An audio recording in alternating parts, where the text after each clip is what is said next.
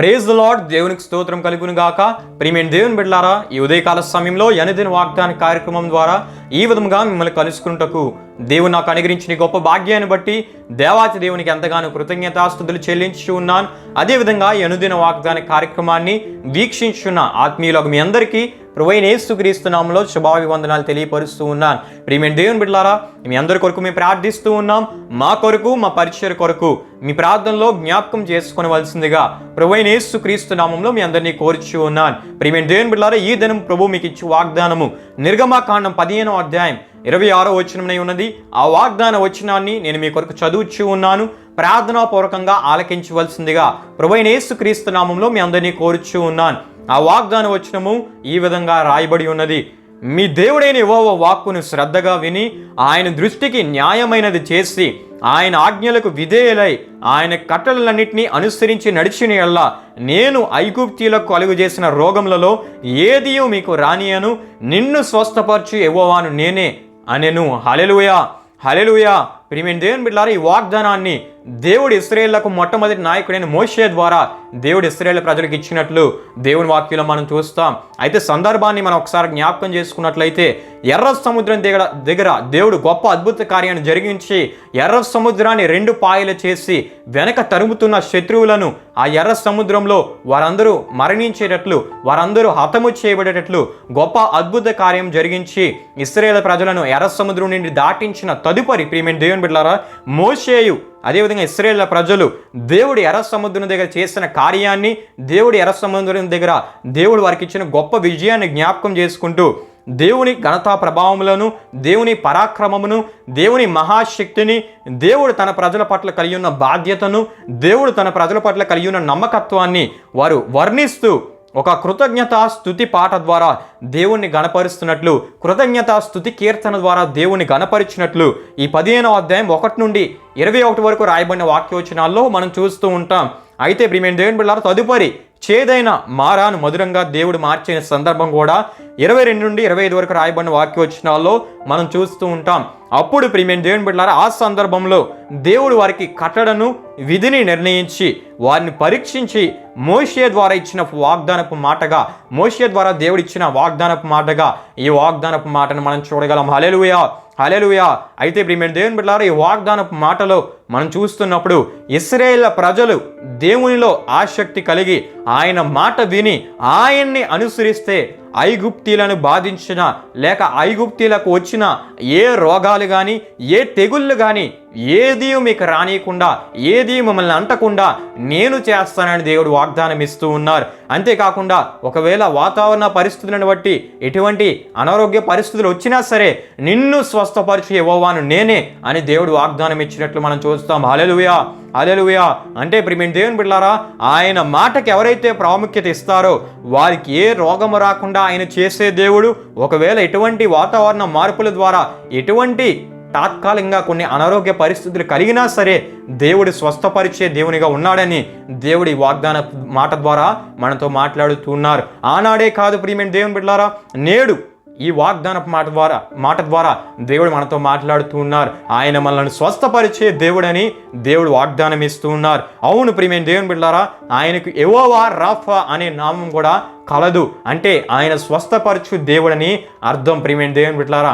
అయితే ఆయన ఎవరిని స్వస్థపరుస్తారంటే ఆయన మాటకి ఎవరైతే ప్రాముఖ్యతనిచ్చి ఆయన దృష్టికి న్యాయమైనది చేసి ఆయన ఆజ్ఞలను అనుసరిస్తారో వారి జీవితాల్లో ఆయన స్వస్థపరిచే దేవునిగా, ఆయన బాగు చేసే దేవునిగా ఆయన ఉంటానని ఈ వాగ్దాన మాట ద్వారా మనతో మాట్లాడుతూ ఉన్నారు. హల్లెలూయా, హల్లెలూయా.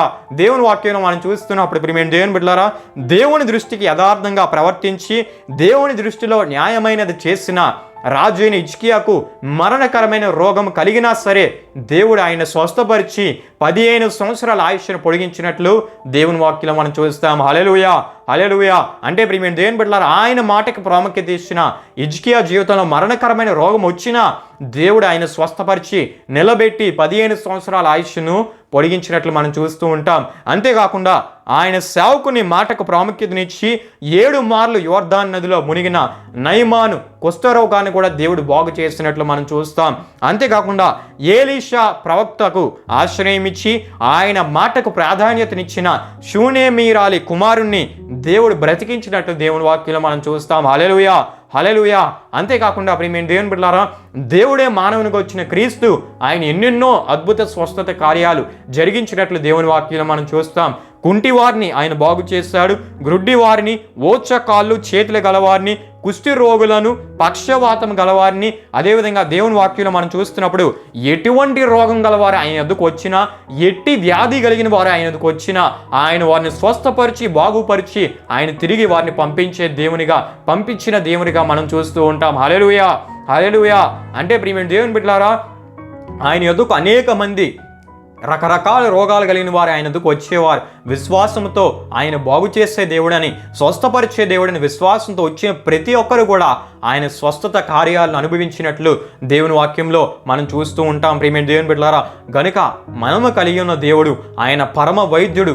వైద్యులకు కూడా అసాధ్యమైన వాటిని ఆయన చేయగల దేవుడు. ప్రియమైన దేవుని బిడ్డలారా, ఎటువంటి రోగం గలవారినైనా ఆయన దగ్గరకు వస్తే ఆయన స్వస్థపరిచే దేవుడు.